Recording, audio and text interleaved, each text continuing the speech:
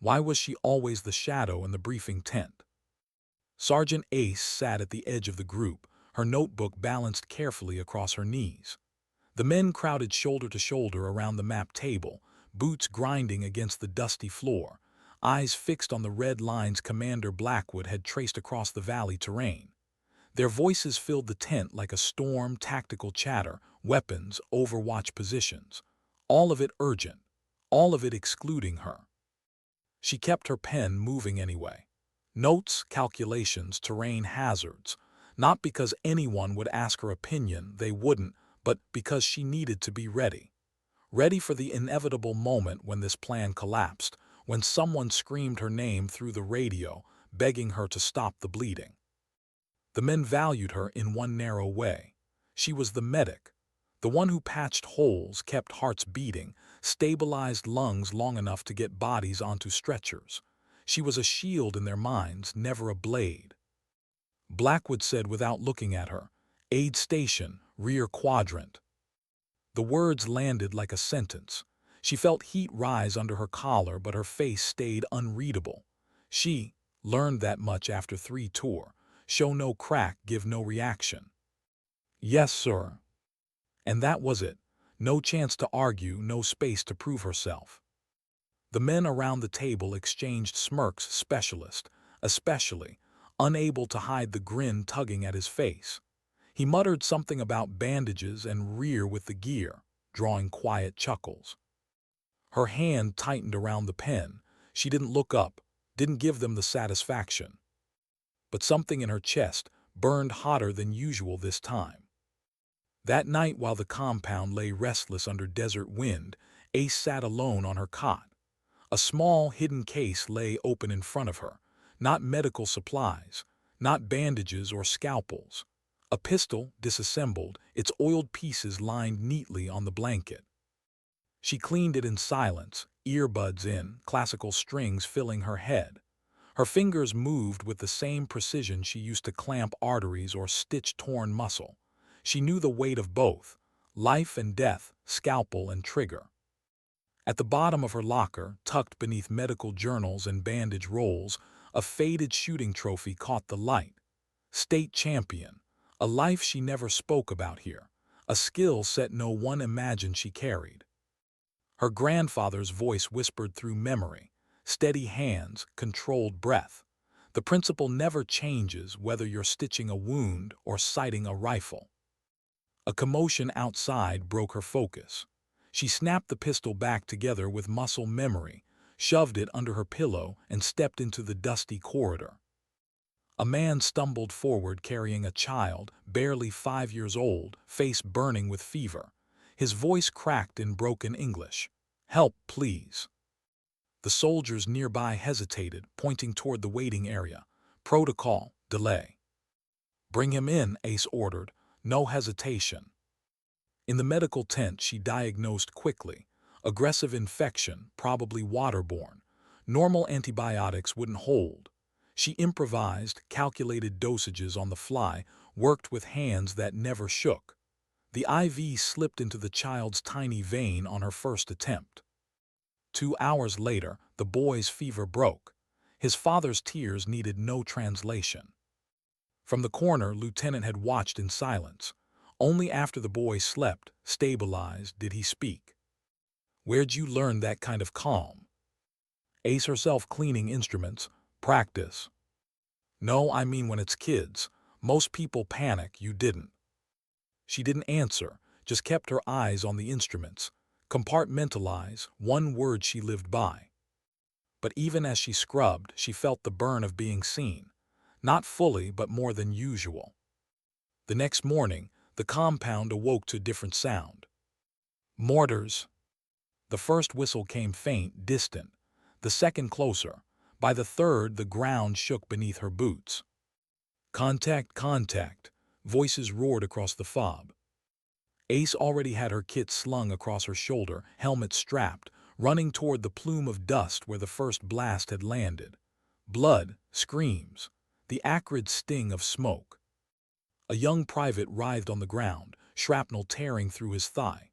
Another gasped, chest wound sucking air in wet gulps. "I've got you," she told them, voice steady as stone. "Tourniquet. Needle decompression." Orders barked into her radio for evacuation. Her hands never faltered, even as explosions rumbled around her. She should have been terrified, she was. The thought startled her. When the patients were finally carried off, she wiped blood on her vest and pivoted toward the new burst of gunfire on the eastern wall. That's where she saw him, Zephyr, the sniper, pinned down, clutching a bleeding shoulder. Bullets chipped the wall around him. "Stay back, Doc," he shouted. She crawled forward anyway, dragging her kit through dirt, bullets snapping overhead. "You're insane," he hissed. "Possibly," she muttered, cutting into his sleeve. Through and through wound, muscle shredded. She worked fast, efficient, all while the firefight closed in. "You're bleeding out," she told him. "You can't drag me out of here." "Then we improvise." She snatched his sidearm, peered around the corner. 3 figures advancing with AKs. She inhaled, exhaled, 3 shots, 3 bodies dropped. Zephyr's eyes widened. "Where the hell did you learn?" "Stay conscious." She cut him off, pulling him toward cover. She patched, dragged, fought, and patched again. One moment a medic, the next a reluctant shield. She didn't think, she simply was. By the time she shoved him into the aid station, her arms burned, her uniform was streaked with blood, and something unspoken passed in his eyes. Not disbelief, not mockery, something closer to respect. Hours blurred, wounds stacked up. Soldiers streamed through the tent, blood-soaking cots faster than she could clean them. She moved like a machine, intubate, suture, clamp, medicate, until the walls shook again. Staggered in, leg torn open, face gray. "We're losing the north wall," he gasped. "They're everywhere." Ace worked silently, tourniquet high on his thigh. He winced, watching her hands. "You've got calluses," he said between gritted teeth. "Not just from sutures, from a trigger." Her eyes flicked up, then back to the wound. "We all have our histories." Before he could answer, Commander Blackwood's voice thundered over the comms. "All personnel, fall back to final defensive position. Alpha and Bravo are gone. Hold the bunker or we're finished." Chaos swallowed the fob. Smoke, screams, gunfire ricocheting closer. And then Ace saw it. The heavy M2.50 caliber machine gun, their strongest line of defense, sat abandoned. Its gunner sprawled lifeless beside it. The perimeter crumbled without its fire. Fighters closed in, methodical, relentless. Blackwood himself was pinned down, bleeding, unable to reach the weapon. His eyes locked on hers through the smoke. In that split second there was no medic, no rifle trophy hidden in a locker, no lines drawn between healer and killer. Just one truth: if no one manned that gun, they would all die. Blackwood bellowed, voice cracking through the chaos. "Gun position now." The world seemed to pause. Operators froze, disbelief written on their faces. "She's a medic," shouted. "She can't." "Shut up and cover her," Blackwood roared. And Ace ran. Bullets chewed the dirt at her heels, but she didn't stop. She dove into the sandbag nest, the weight of the massive weapon before her. The air reeked of cordite, blood, and fear. Her hands trembled once, then steadied. Grandfather's voice again. "The weapon is just a tool. Your mind is what makes the difference." She racked the charging handle, lined her sight, and exhaled. One fighter setting up a rocket launcher. One squeeze. The .50 cal roared like thunder, its recoil slamming her shoulders. The target fell in fire and dust. The men around the bunker stared in stunned silence. Because in that moment, the medic everyone dismissed had become something else entirely. And what came next, no one would forget. What made a medic stay behind the trigger even after the first kill? The heavy weapon thundered, brass casing spilling across the sandbags like gold shells from some mechanical beast. Ace felt each burst echo through her bones, yet she stayed steady, firing in precise, disciplined bursts. She didn't spray. She hunted. The battlefield sharpened in her vision, every angle, every movement. A rocket team forming up behind a shattered wall, a technical truck pushing toward the perimeter, fighters shifting across the ridge, thinking no one could touch them. She adjusted windage, elevation, even as chaos consumed the fob. Each pull of the trigger was a choice, each impact a calculated necessity. And every soldier who saw her in that nest realized it. She wasn't just surviving, she was controlling the fight. Pinned nearby, shouted into comms between bursts of his own rifle. "She's holding the damn line." But Ace heard nothing except the rhythm of the weapon, her heartbeat sinking with its recoil. The tide slowed, then surged again. More fighters spilled from the valley, expecting the bunker to fall. Instead, they met her. For 30 minutes, she anchored the defense alone. When Blackwood finally crawled into the position beside her, a fresh belt of ammunition slung across his bleeding shoulder, he found her calm, methodical, as if she'd been born in that seat. "Reinforcements 20 minutes out," he shouted above the roar. She didn't look up. "We'll still be here, sir."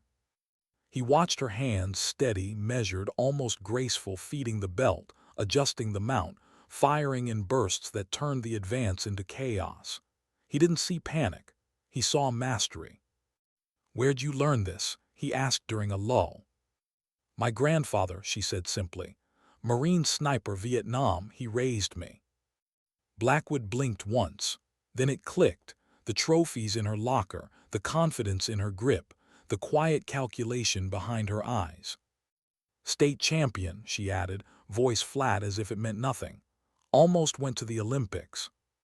"And you became a medic instead," he muttered. "I wanted to save lives," she said, squeezing the trigger again, a sniper on a rooftop disappearing in the blast. "Turns out sometimes that means taking them." When reinforcements finally thundered into the valley, the fight was already broken. Enemy forces scattered, retreating into the mountains, leaving their dead in the dust. The fob held not because of numbers, not because of fortifications, but because one medic had manned the gun no one expected her to touch.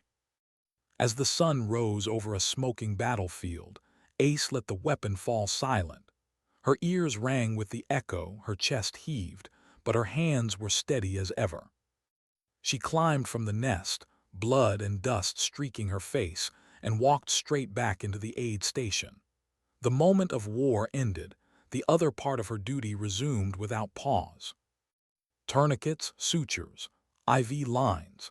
The same hands that had pulled a trigger now saved the very lives they'd just protected. Blackwood watched from the doorway, his own wound freshly bandaged.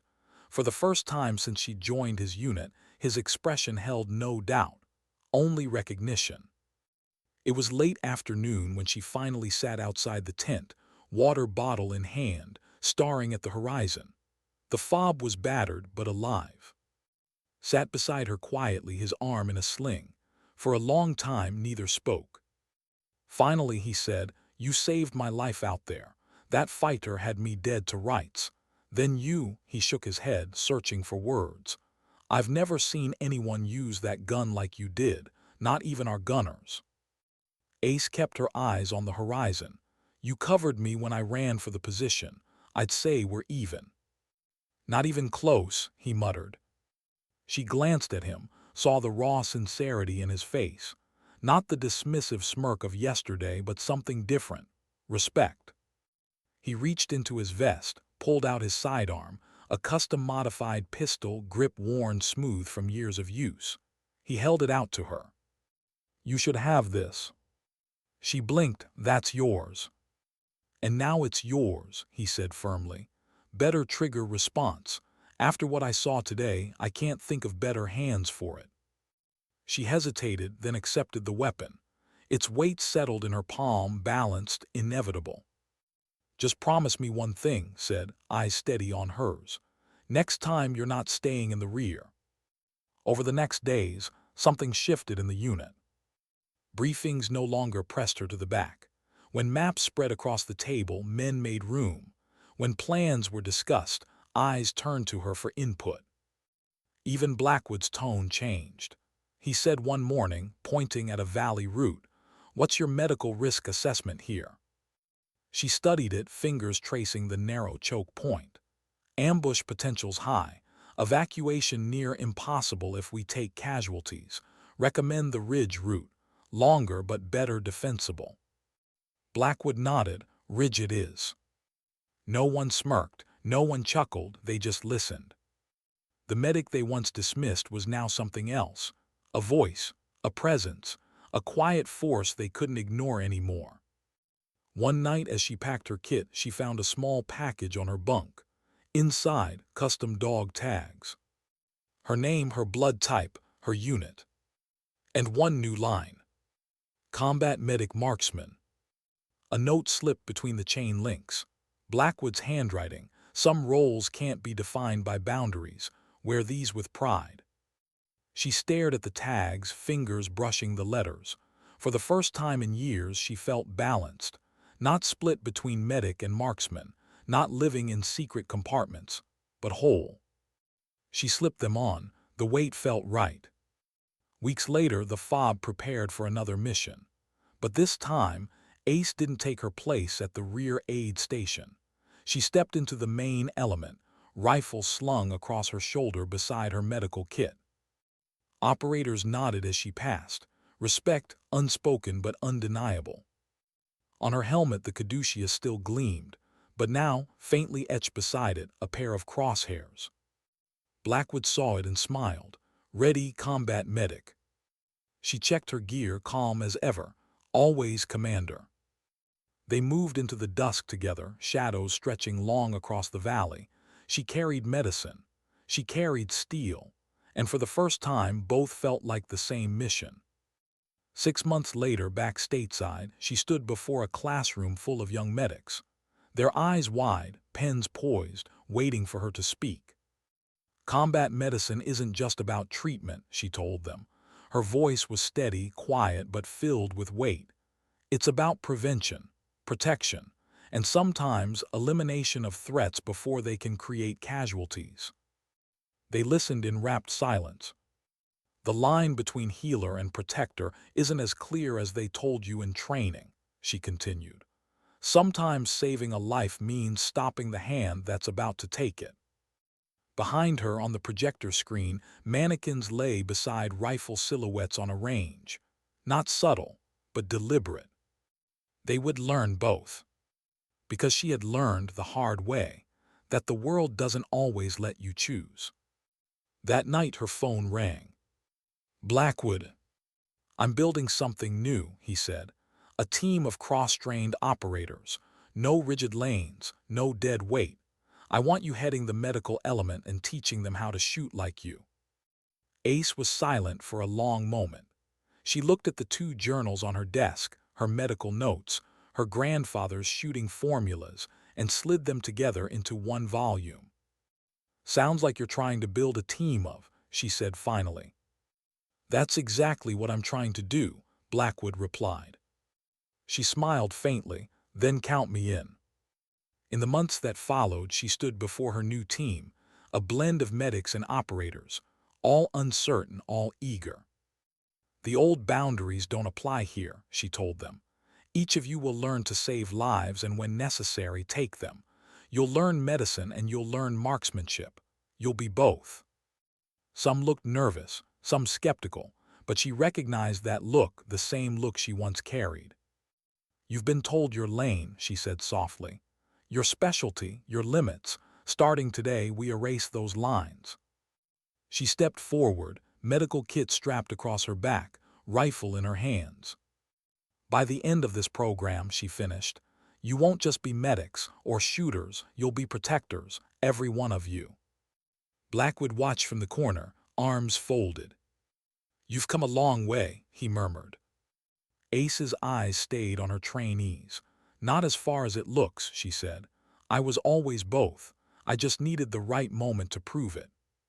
She raised the rifle, sighted the target, fired once, dead center. Then she turned, knelt beside a mannequin, and began an airway procedure in the same fluid motion. 2 roles, 1 mission. Because sometimes dignity doesn't speak. It simply acts. Why did some victories feel heavier than defeat? Ace sat in the dimly lit barracks, the low hum of the generator outside mixing with the ringing in her ears. Reinforcements had come. The fob was secure again. Men walked the perimeter, engineers patched the breaches, radios crackled with routine reports. Life had resumed. But her hand still smelled faintly of gunpowder. The M2's vibration still lingered in her bones. She had been precise, deliberate, effective. They had survived because of it. So why did her chest ache like she had swallowed a stone? She pressed her palms against her eyes, willing the images away.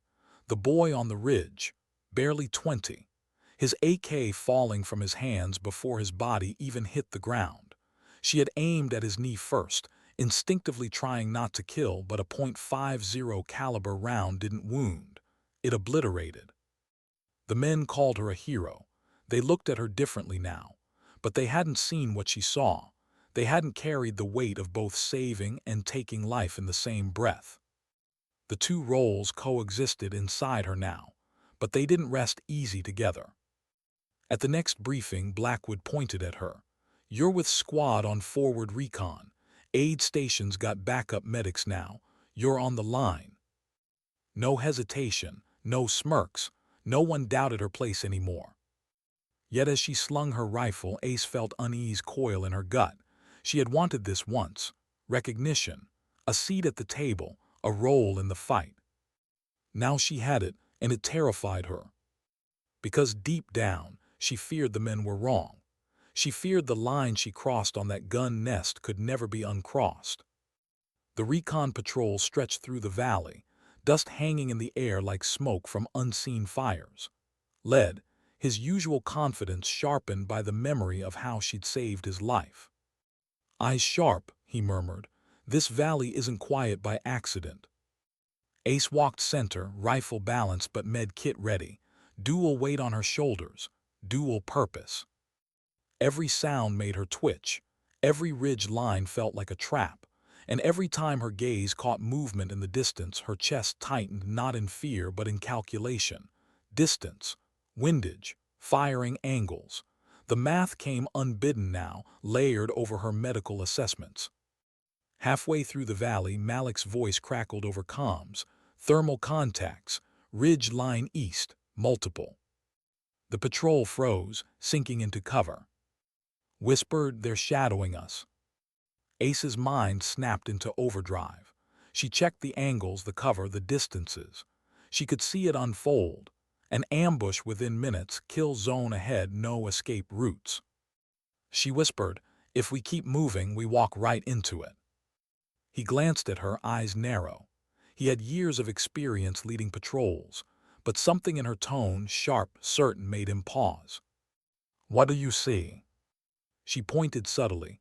"Crossfire pattern forming, two teams splitting. They're trying to funnel us." Raised his binoculars, scanned, and swore under his breath. She was right. "All right," he muttered into comms. "Change of plan. We cut west, circle high. Doc got the eyes today." No one argued. The firefight came anyway. On the ridge, gunfire erupted as shadows moved. Ace dropped beside a rock, rifle braced, returning fire in measured bursts. She wasn't spraying. She wasn't panicked. Every shot was placed, purposeful. A round grazed her shoulder, tearing cloth, stinging flesh. She ignored it, pressed gauze against it with one hand, kept firing with the other. A scream snapped her focus. Malik, hit in the leg, blood gushing. She slid across the dirt, returning to the other half of herself. Medkit open, tourniquet high, morphine drawn, all while bullets cracked overhead. "Stay with me," she ordered, voice low, steady. She cinched the band tight, stemmed the bleeding, then shifted back to her rifle. "Shoot, save, shoot, save." The duality churned inside her until she couldn't tell where one role ended and the other began. By the time the ridge fell silent, the valley was theirs. Back at FOB, word spread fast. Doc called the ambush before it even happened. She patched Malik under fire and still dropped 3 shooters. Not just a medic anymore. They spoke of her with awe now, but Ace felt no pride. Alone in her bunk, she pressed her fingers to the small cut on her shoulder, just a graze, yet it unsettled her more than any near-death she'd faced before. Because for the first time she realized something frightening. She wasn't afraid to fight anymore. She was afraid she might like it. The transformation continued. She trained with Zephyr on the range, running through wind calls and long-distance shots. At first, he treated her like a curiosity. By the third session, he treated her like a peer. "You think different," he admitted, watching her adjust elevation. "You don't just aim, you calculate." "Anatomy," she said quietly. "I see angles, trajectories, pressure points." Zephyr studied her. "You're dangerous." She didn't answer, because she didn't know if he meant it as respect or warning. That night, Blackwood pulled her aside. "I spoke to Command," he said, arms crossed. "They're asking questions about you, about what happened during the assault." Her chest tightened. "Questions? They want to know if it was luck, or if you're hiding something." She kept her face blank. "What do you think, sir?" Blackwood's eyes searched hers. "I think I've seen enough to know it wasn't luck." He paused, then added, "But be careful. The more you show them, the more they'll want to use you. And once they know what you can do, they won't let you go back to being just a medic." His words lingered long after he walked away. In the days that followed, the fob felt different. She felt watched, tested. During weapons drills, operators glanced at her scores. During medical rounds, they whispered about her aim. She was both respected and scrutinized, admired and questioned. The duality that had once been her hidden strength was now her identity, and the military machine around her didn't like blurred lines. One night, as she wrote in her journal, she realized her medical notes and ballistic calculations had begun to merge on the same page. Dosages beside range tables, anatomy diagrams beside wind corrections. She stared at the ink, realizing her grandfather's prediction had come true. Knowledge is never wasted, just waiting for the right moment to be useful. But the question clawed at her. Useful for what? Healing, killing, both. And if both, what would be left of her when the war finally ended? The next mission would test that answer. Intel pointed to an enemy weapons cache buried deep in the mountains. A raid, high risk, potential ambush. Blackwood gathered them. "This isn't just recon, this is disruption. We move fast, hit hard, get out clean."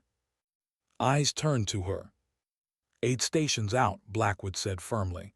"You're in the assault team." Her stomach tightened. She nodded anyway. As the team prepped gear, she checked her kit, tourniquets alongside extra mags, gauze beside spare optics. Two halves of herself, packed side by side. When she closed the bag, she caught her reflection in a cracked mirror. The caduceus still shone on her helmet, but for the first time she wondered if anyone even saw it anymore. Or if all they saw now were the crosshairs. The night before the mission, she lay awake, sleep refusing to come. The boy on the ridge haunted her. The sound of the .50 cal echoed. The weight of his pistol on her belt felt heavier than her entire medical kit. And in the silence, she asked herself the question no one else dared. Was she becoming the very thing she had once sworn to counter? Or was this who she had always been, someone who saved lives not by choosing one path, but by carrying both? Her answer would come soon. Because when dawn broke, the raid would begin. And every line she had once drawn would blur again. Why did the mountains feel alive with silence?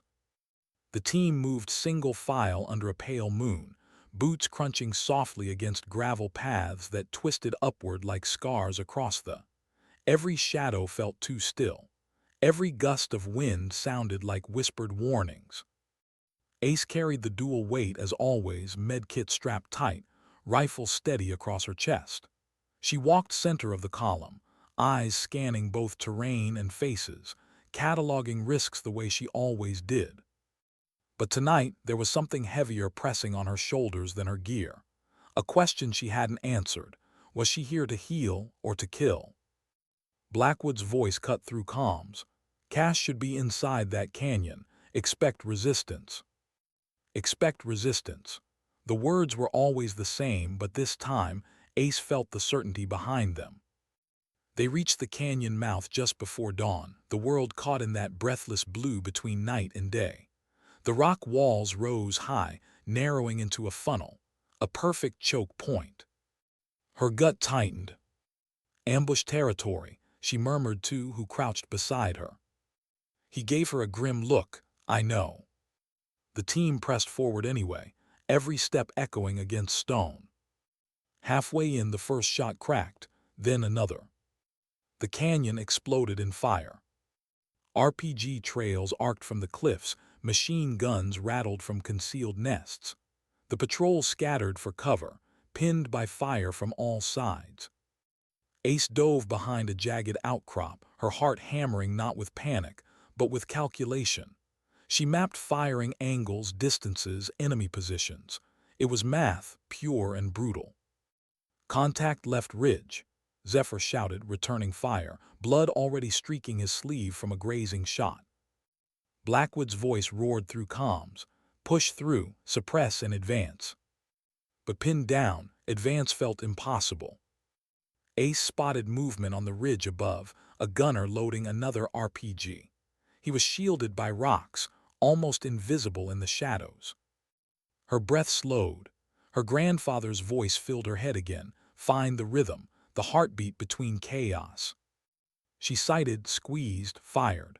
The gunner fell before the launcher left his shoulder. A narrow window opened. The squad surged forward. She fired again, dropping another shooter who tried to flank. Her shots were clean, deliberate, threading between bursts of covering fire from her team. But then the cry. Medic down here. Her stomach lurched. She swung around, spotting Malik collapsed against a boulder, leg shredded by shrapnel. Blood poured fast, arterial, bright and unforgiving. Ace sprinted, sliding into the dirt beside him, hands already working. Tourniquet, pressure, pain meds. Her voice steady even as the canyon roared. You're fine, stay with me, breathe. Her fingers moved with mechanical precision, clamping bleeding, packaging the wound. Yet all the while her rifle lay beside her, and the math screamed in her head. The next wave was coming. Heal, kill, both demands clawed at her at once. Covered them, firing short bursts, shouting over the chaos. We can't hold like this. Blackwood's order snapped through. Get him stable. We move in 60 seconds. 60 seconds. To stop a man from bleeding out and ready him to move through hell. Her hands blurred. Clamp, pack, inject, morphine in, blood flow slowed, pressure held. She yanked Malik's arm over her shoulders, dragged him upright. He groaned, half-conscious. Move, barked. And she did, half-dragging Malik while firing short, precise bursts at the ridges. Each shot felt like betrayal. Each wound she closed screamed against each one she made. They pushed deeper into the canyon. Bodies littered the path, both theirs and the enemy. The stench of blood and cordite clung to the air. By the time they reached the cache, the sun had clawed over the horizon, throwing jagged light across the valley. The cache wasn't small. It was a fortress. Stacks of weapons, crates of ammunition, mortar tubes lined like bones against the rock walls. Zephyr swore, it's enough to supply a battalion. Blackwood's jaw tightened. Charges, we destroy everything. The team moved fast, planting explosives while Ace stabilized Malik behind a rock outcrop. She worked quickly, rechecking the tourniquet, adjusting IV fluids, whispering steady encouragement. But then a sound froze her blood. A whimper. She turned, peered past a shattered crate. A boy, no older than 12, eyes wide with terror, clutching a rusted AK too big for his body. His hands shook violently, finger grazing the trigger. Ace's heart stopped. The boy looked at her, then at Malik, then back at her again. And in his eyes, she saw the terrible truth. He believed he had no choice but to pull the trigger. Her rifle was within reach. One shot and the threat was gone. One shot and Malik lived. One shot and the mission continued. But she couldn't move. Her hands froze, torn between instinct and oath. First, do no harm. The words engraved on her helmet burned like fire. His voice roared from across the cache. What are you waiting for? The boy's hands trembled harder. The barrel shifted toward Malik. Every second was a lifetime. She felt the impossible split inside her. Medic, marksman, protector, executioner. Her finger brushed the trigger. And in that breathless moment, she made her choice. The shot echoed, ricocheting off canyon walls. But it wasn't hers.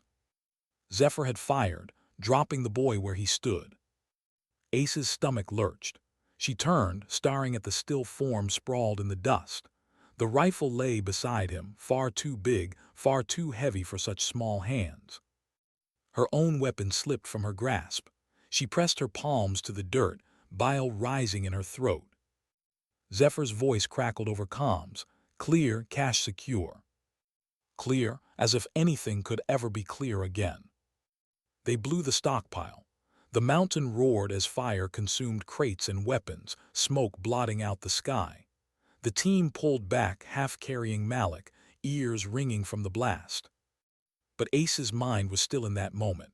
The boy's eyes, wide and trembling, caught forever in memory. Back at the fob, she worked mechanically, patching wounds, logging vitals, her face blank. No one mentioned the boy. No one dared. Only approached, quiet, his arm brushing hers as she packed supplies. You froze, he said, not accusing, just statting. Her jaw tightened. He was a child. His eyes softened. He was also a threat. She slammed the case shut. So which am I supposed to see first, the threat or the child? Didn't answer.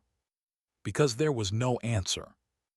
That night she sat alone, staring at her journals. One page showed wound treatment diagrams, the other wind calculations. She turned the pages back and forth, until the ink blurred together. She whispered to the empty room, "What am I becoming?" The silence offered nothing back. But she knew one thing. Whatever she was turning into, there was no going back now. The line was gone. And ahead, only harder choices waited. Why did silence sometimes scream louder than gunfire? The fob buzzed with activity, but inside Ace's quarters the world was still. Too still. She sat at her small desk, hands resting on her journal, pen idle above a blank page. She'd written nothing since the raid.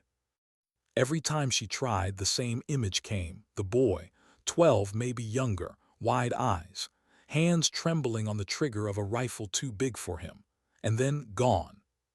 She hadn't pulled the trigger, Zephyr had, but in her mind the outcome was the same. Her hesitation had been a choice, and that choice haunted her. Blackwood's voice had filled her head afterward, briefing the team. Cache destroyed, mission successful. Successful, as if destruction could ever feel like success. She stared at her blank page, pen trembling. For the first time, she wondered if her grandfather's words had been wrong. Knowledge is never wasted, he'd said, but knowledge wasn't the same as wisdom. And wisdom couldn't bring back a boy who never had a chance to choose his own life. The days that followed blurred together. She moved like a ghost through the fob, patching wounds, filling reports, restocking supplies. Her hands worked. Her voice gave orders, but her mind remained trapped in the canyon. The others noticed, lingered near her more than usual, offering half-hearted jokes that fell flat. Zephyr gave her space, though his gaze often lingered with unspoken weight. Even, usually flippant, had grown quieter around her. But none of their words mattered, not when command arrived. The colonel came 3 days later, flown in with a small entourage. His uniform was crisp, his boots clean, his eyes sharp. Blackwood gathered the team in the briefing tent. The colonel wasted no time. "We've reviewed your reports," he said, voice clipped. The raid was effective, weapons cache destroyed, enemy lines disrupted, but questions remain. His gaze landed on Ace, heavy, cold. "Sergeant," he said, "you froze under fire. Multiple operators confirm it. Explain yourself." The tent went silent. Every man shifted uncomfortably, eyes flicking between her and the colonel. Ace sat jaw tight. "Sir, I was confronted with an armed miner. My hesitation was due to—" "Due to what?" the colonel cut in. "Indecision, sympathy. A failure to act cost lives in this business, Sergeant. You don't get the luxury of freezing." The words struck harder than shrapnel, but she kept her voice steady. "With respect, sir, my duty is to preserve life where possible. That moment demanded judgment. Judgment takes seconds. Seconds I used to decide whether there was another way." The colonel's eyes narrowed. "And in those seconds you risked your team." Zephyr shifted forward, surprising everyone. "With respect, sir, I took the shot because I had the angle. She didn't fail, she assessed." The colonel turned to him sharply. "Was that in your report, sniper?" Zephyr's jaw flexed. "No, sir, but it should been." The colonel's gaze cut back to Ace. "You're walking a line that doesn't exist, Sergeant. Medics save. Operators kill. You can't do both. Decide where you stand, before it decides for you." With that, he snapped his folder shut and left. The tent remained silent long after he was gone. That night, Ace sat outside alone, desert wind biting cold against her skin. The colonel's words echoed endlessly. You can't do both. But hadn't she already? Hadn't she saved and killed in the same breath more times than she wanted to admit? Blackwood approached quietly, lowering himself onto the sandbag beside her. For a long time, neither spoke. Finally, he said, "The colonel doesn't understand what happened in that canyon. Doesn't want to." She kept her eyes on the horizon. "Maybe he's right. Maybe I don't belong in either role." Blackwood studied her, voice low. "You think freezing makes you weak. I've seen operators who pull the trigger without hesitation, and half of them don't sleep at night. The fact that you paused, that's what makes you human. Don't lose that." Her throat tightened. "But what if humanity gets people killed?" "Then it's my job to balance it," he said firmly. "Not yours. Your job is to keep doing what you did, to remind the rest of us what we're fighting for." She turned to him, eyes burning. "And what is that, sir?" He didn't answer, not directly. He just looked at her in a way she'd never seen before, not as a medic, not as a soldier, but as something in between, something necessary. 2 weeks later, the FOB was tasked with escorting a convoy of supplies through hostile territory. Routine on paper. Nothing about it felt routine. Ace rode in the middle vehicle, rifle resting across her lap, med kit beside her. She felt the weight of the colonel's words with every bump of the road. When the ambush came, it was sudden and violent. IED detonations shook the earth, flipping the lead truck. Gunfire erupted from. Chaos swallowed the convoy. Ace's ears rang as she scrambled from the vehicle, smoke stinging her eyes.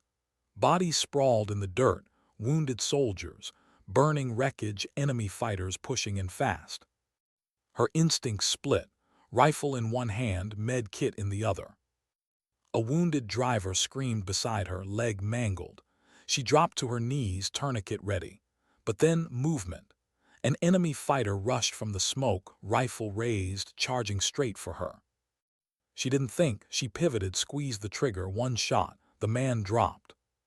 She turned back instantly, cinching the tourniquet on the driver, voice steady. "Stay with me. You're not dying here. Shoot, save, shoot, save." It was all one motion now. By the time the ambush broke, the convoy was decimated but alive.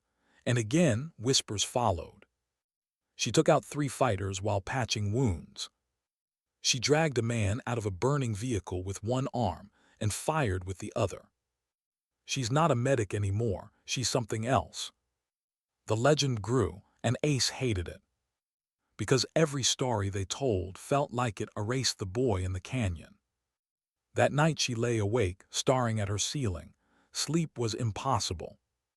The colonel's words, Blackwood's reassurance, the men's awe, none of it mattered. The only thing she felt was the silence of the boy who would never grow old. She picked up her pen, finally writing in her journal. Not medical notes, not ballistics, just a single line across the page. How many lives do you have to take before the ones you save stop mattering? She stared at it until her vision blurred. Then she closed the journal. Because tomorrow, the mission would come again. And she knew sooner or later, the war would demand another choice. Another impossible, unforgivable choice. Why did some missions feel doomed before they began? The orders came at dusk, whispered down through layers of command. An HVT extraction deep in hostile territory.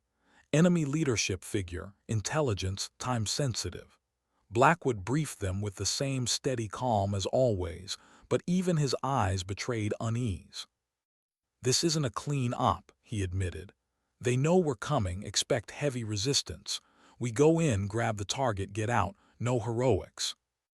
Ace sat silent at the table, pen poised but unmoving. The others leaned forward, focused, nodding as assignments rolled out. She felt her throat tighten. Every instinct screamed this mission wasn't about winning. It was about sacrifice, and she couldn't shake the sense that the sacrifice had already been chosen. The insertion came under moonlight, helicopters skimming ridge lines before dropping the team on rocky high ground. The air was thin, the silence crushing. Ace moved with the squad, her kit heavier than ever, rifle steady against her chest. Each step echoed with doubt. Down the slope, the compound glowed faint orange with lanterns. Shadows moved across guard posts. The enemy was awake, waiting. Blackwood's voice whispered over comms. "We breach fast, 2 minutes to target." But the first shot cracked before they'd even reached the wall. And the valley erupted. Bullets sliced through darkness, tracers painting the night. The squad dove for cover, returned fire lighting the ridge. Ace pressed against a low wall, heart hammering, calculations already running. Distance, angles, wounded tally. She peeked, saw Zephyr drop an enemy on the tower, saw hurl a charge against a gate. Then came the cry, "Medic down." She sprinted without thought, sliding into dust beside a collapsed operator. Chest wound, sucking air. Hands moved fast, seal, decompression, oxygen flow. Bullets hissed past. She flattened herself, shielding the man with her body until fire drove the attackers back. "Go," barked.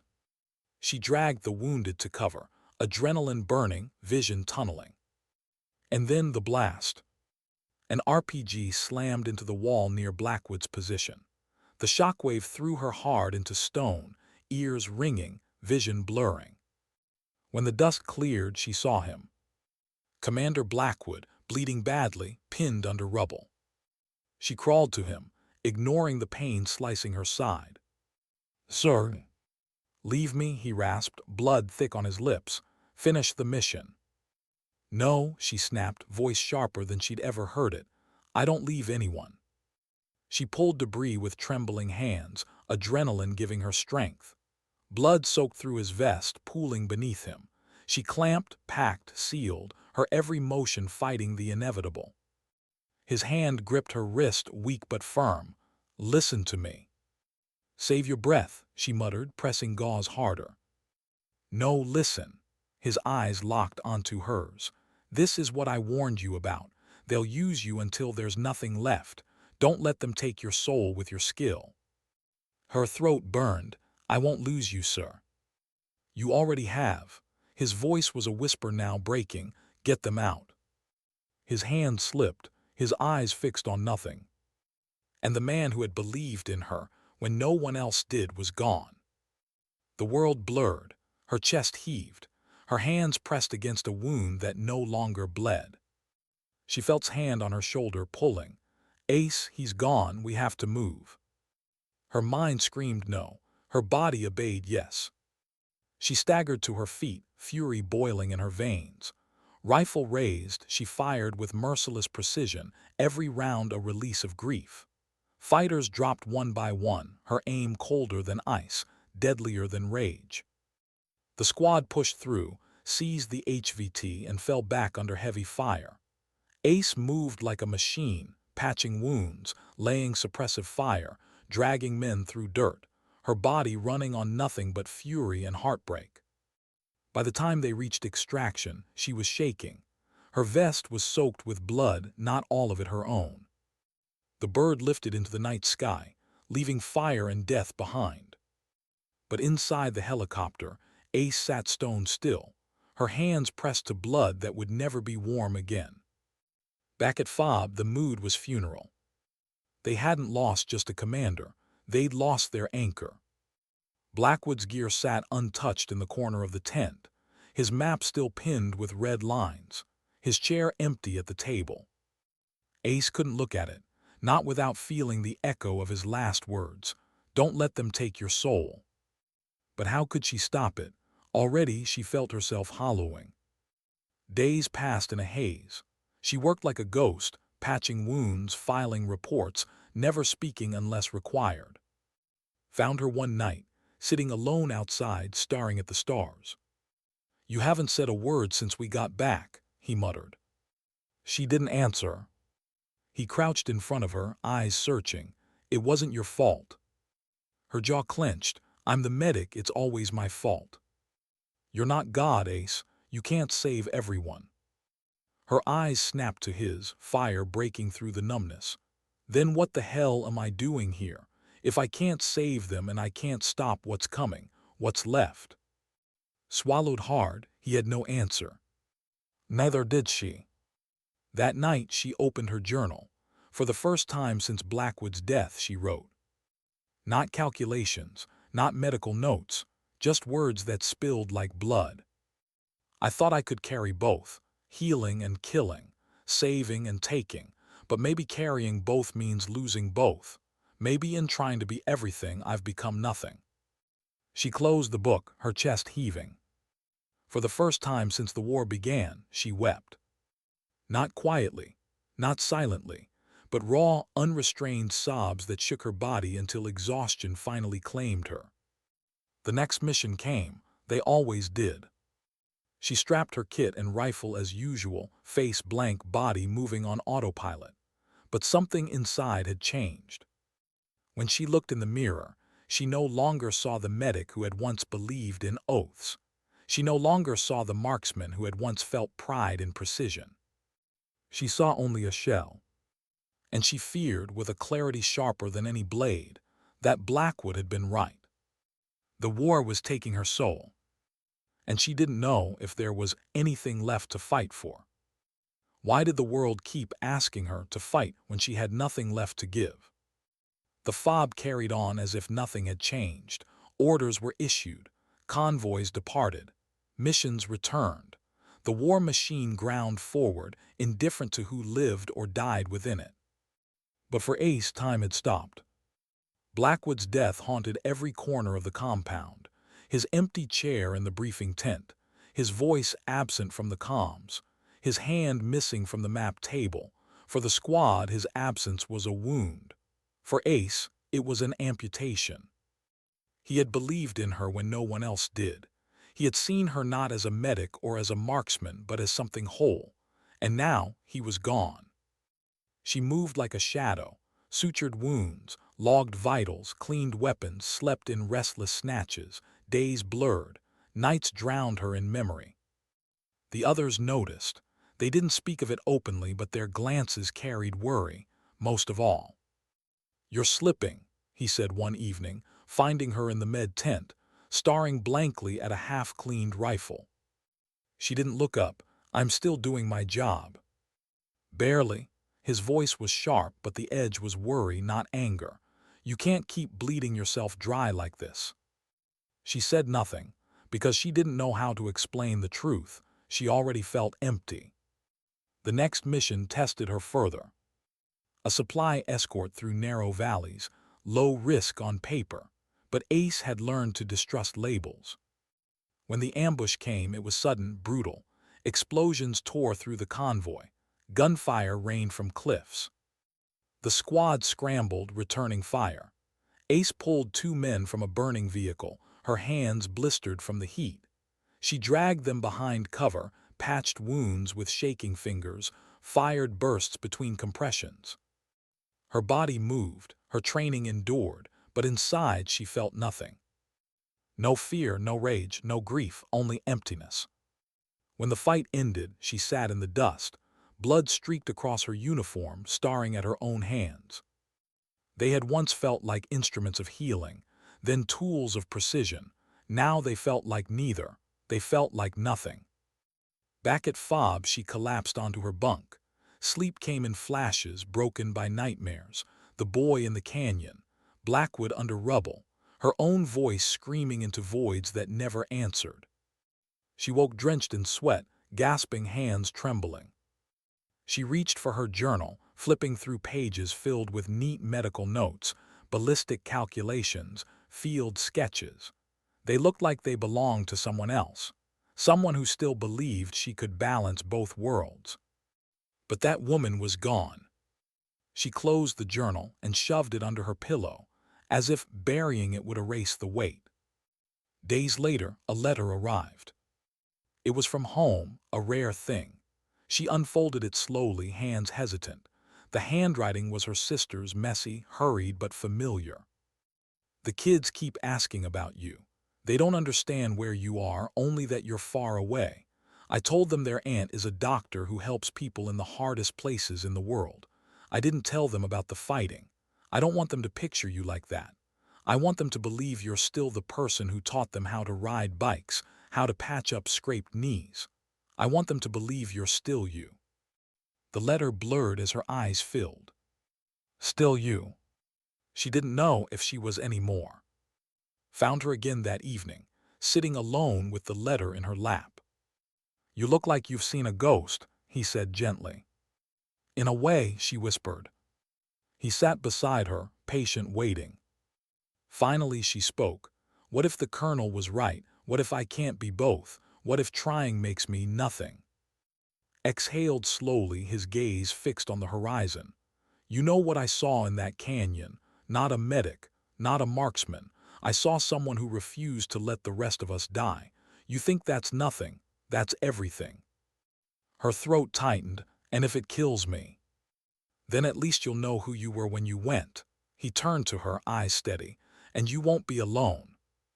The words struck something deep, something buried, a small spark in the ashes. The next week brought another mission, a village caught in crossfire, civilians trapped, hostiles entrenched. The squad moved in fast, exchanging fire with enemy fighters dug into the outskirts. Ace treated the first wounded they found, a young girl hit by shrapnel, her cries piercing the chaos. Ace's hands worked quickly, stabilizing her even as bullets cracked overhead. For the first time in weeks, something pierced the numbness. The girl's small hand clutching hers, the desperate will to live. Ace felt it, a flicker.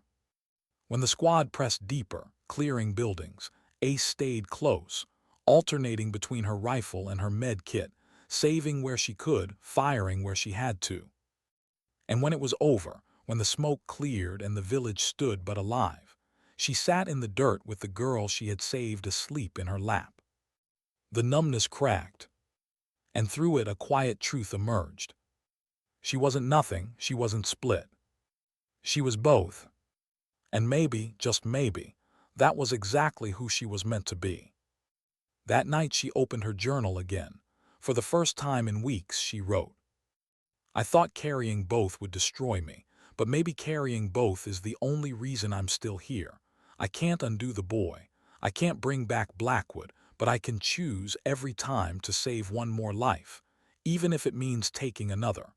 Maybe that's what he meant when he said not to lose my soul. My soul isn't one side or the other. It's in the balance. She closed the journal, exhaling slowly. The war wasn't over. Her battles weren't done. But the spark was back. And this time, she intended to carry it forward. Why did endings never feel like endings in war? 6 months later, the desert still whispered with ghosts. Fob Serpent had been rebuilt, walls stronger, bunkers deeper, patrols sharper. But inside its perimeter, lives had changed forever. Ace stood at the range, the weight of her rifle balanced against her shoulder, the same way it had been since childhood on her grandfather's ranch. She inhaled, exhaled, squeezed. The target dropped. Behind her, a line of trainees watched. Some were medics, some were. All of them cross-trained under what Command had begun to call the protocol. She lowered the rifle, turned to them, voice steady. Every round you fire, every bandage you wrap, it's the same mission. Protect your team, protect life. Don't ever forget that. They nodded, their faces young, eager, nervous. She saw in them what she once was, someone who believed in lines, in roles, in boundaries, and she knew those illusions would shatter soon enough. But she also knew, because of her, they'd be better prepared when it did. Later that day, she walked through the training center where new combat medics studied side by side with marksmen. Medical mannequins lay beside firing silhouettes. IV bags hung next to rifles. Notebooks filled with both anatomy diagrams and ballistics tables. It was strange, watching what had begun as her secret duality become standard practice. But it was also right. Zephyr met her in the hall, his arm finally healed, his sharp eyes still carrying the memory of the canyon. "They're calling it revolutionary," he said. "Mixed training, no more lanes." "Boundaries were never real," she replied softly. "We just pretended they were." He gave her a rare smile. "You changed the game." She shook her head. "I didn't change it, the war did. I just stopped pretending." That night she sat alone in her quarters, Blackwood's dog tags in her palm. She still carried them, worn smooth by her thumb over endless nights.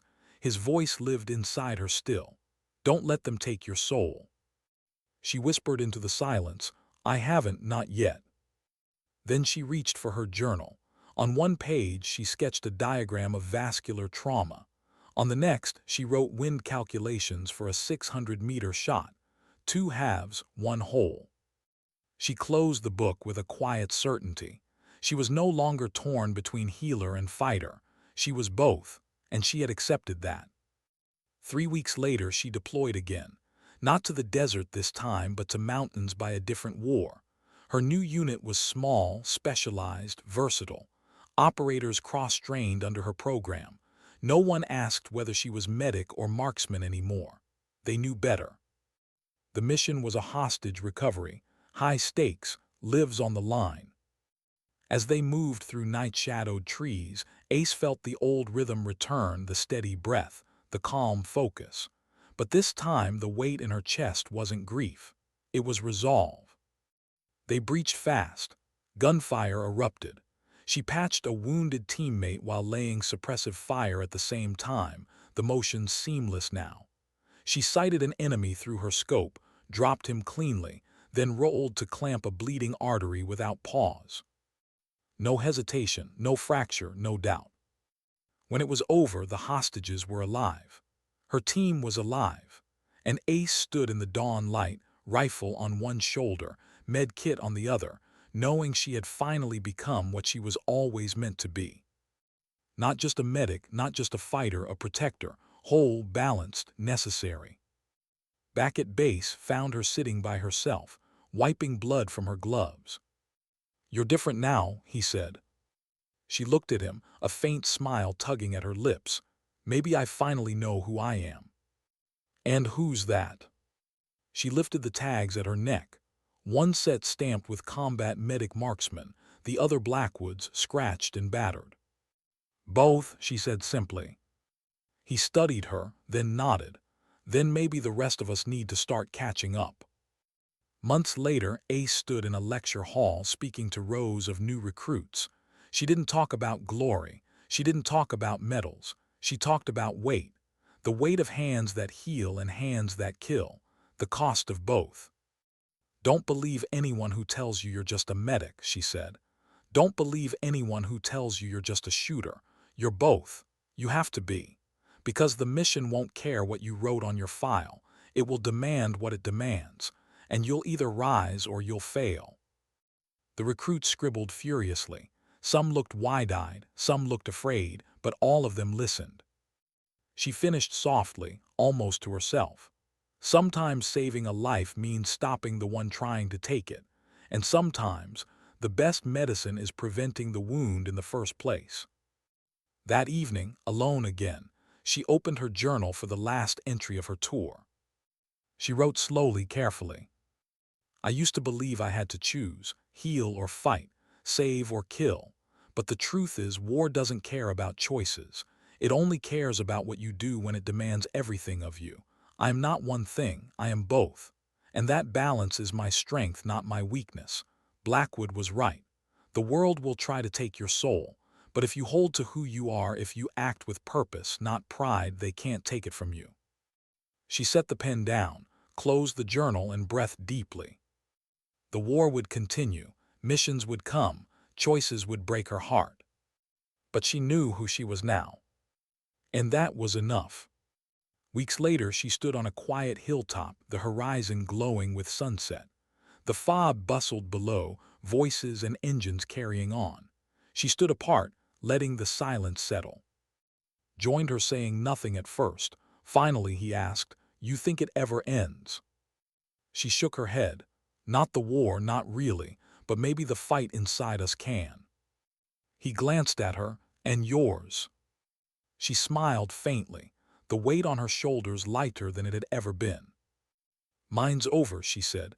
I know who I am now. The wind shifted, carrying the last light across the desert.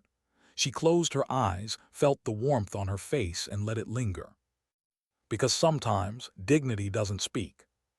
It simply acts.